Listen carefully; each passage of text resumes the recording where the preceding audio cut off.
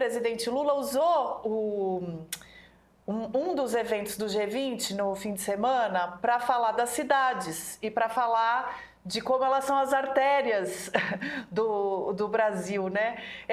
Ele estava falando em termos de gestão, de governo federal e como é nas cidades que os resultados de políticas públicas se concretizam, se materializam e podem se converter em benefícios ou não para a sociedade, né? Eu achei bonita essa imagem das artérias. Eu queria te ouvir um pouco sobre como é que você está enxergando, Washington, as discussões sobre cidades no Brasil. Você mencionou um pouco sobre a revitalização dos centros, né?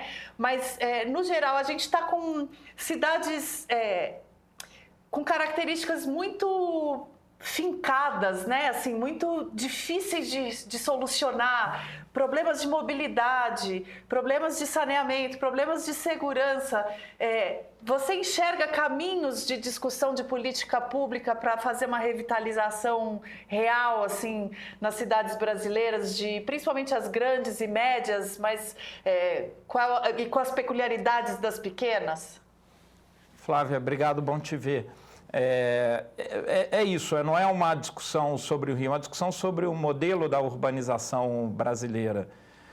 Nós somos, a Argentina é um dos países com a maior taxa de urbanização do planeta e logo em segundo lugar vem o Brasil. Nós fizemos uma transição campo-cidade, mantendo uma alta eficiência econômica do campo. Entretanto, essa riqueza que vem das commodities, essa riqueza não é suficiente para lidar com esse contingente humano concentrado em 27 regiões metropolitanas. Então, a gente precisa ter uma compreensão dessas manchas urbanas. O modelo brasileiro, Flávia, tem sido um modelo, na minha visão, um pouco excessivamente municipalista. Ele trouxe vantagens para planejar as cidades, o uso do solo. Agora, um rio, ele é um fato ambiental concreto. O rio, ele cruza diferentes municípios. Então, um município pode ter capacidade técnica e pode ter capacidade cartográfica, né, para mapear o rio, para fazer geoprocessamento. E aí esse rio segue seu curso, chega em outro município, esse outro município não tem as mesmas capacidades.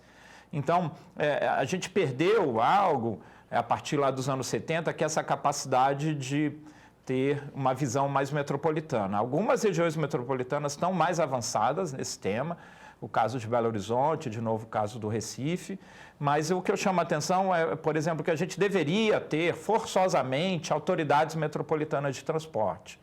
Não faz sentido, dado que estamos tão conurbados e que você depende de serviços de empregos entre diferentes municípios, que o transporte seja organizado numa visão municipal.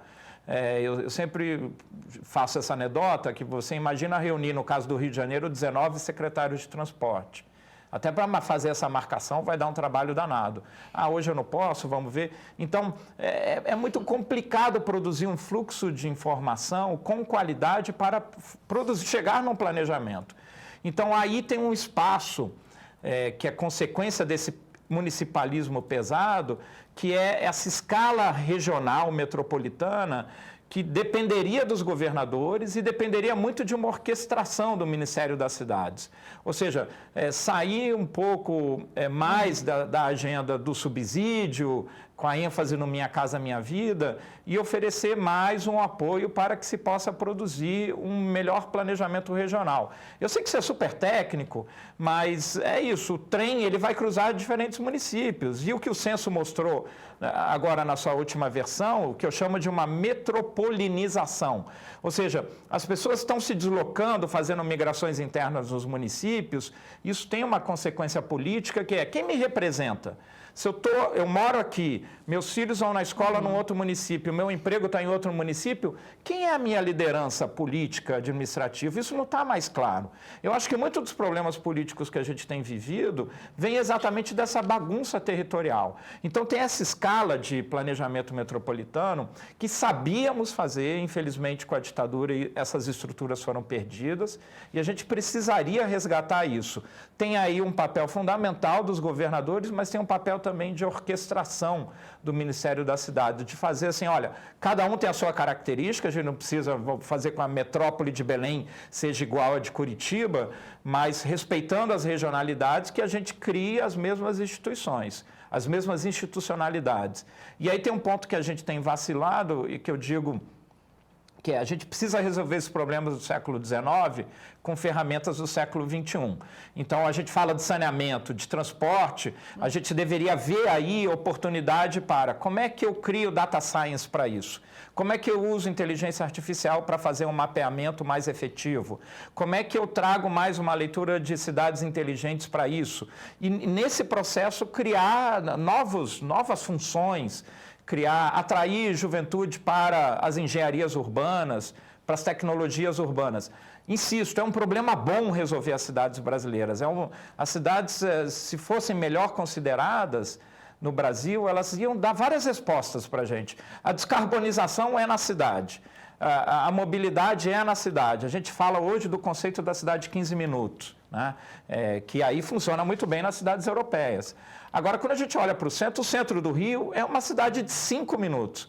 Porque o centro do Rio tem barcas, aeroporto, trem, metrô, VLT, rodoviária. Então, você tem um raio de alcance ali que é de 5 minutos, nem é de 15 minutos igual a Paris. Então, essas cidades brasileiras precisam ter um pouco desse apoio, desse olhar de coordenação, de infraestrutura, porque acho que o charme ela já tem, a beleza da cultura ela já tem. A gente recebe os visitantes estrangeiros e fica todo mundo meio bobo, né? Assim, eu levei uns amigos, né, estrangeiros para visitar o centro do Rio e fica todo mundo assim meio deslumbrado, né? E não é só do Rio, mas você vai visitar o centro de São Paulo, ali a Praça da República, você chega ali naquela área do Copan, você vai visitar ali o centro, os mercados ali de Belo Horizonte, come-se bem, o afeto brasileiro. Eu estou aqui um pouco fanista, peço desculpa, mas é isso, a gente vai em Recife e cruza ali os rios e as pontes, vai no Pátio de São Pedro, então é uma beleza, né? Belém, você vai no Ver-o-Peso, são joias da inteligência brasileira, não faz sentido a gente não ter uma atenção com isso. Você sabe que em São Paulo, quando vou para São Paulo, eu passo com alguma frequência fim de semana em São Paulo com a minha mulher, a gente sempre fica no Airbnb, no Copan. Eu adoro aquele lugar. Eu adoro aquele lugar.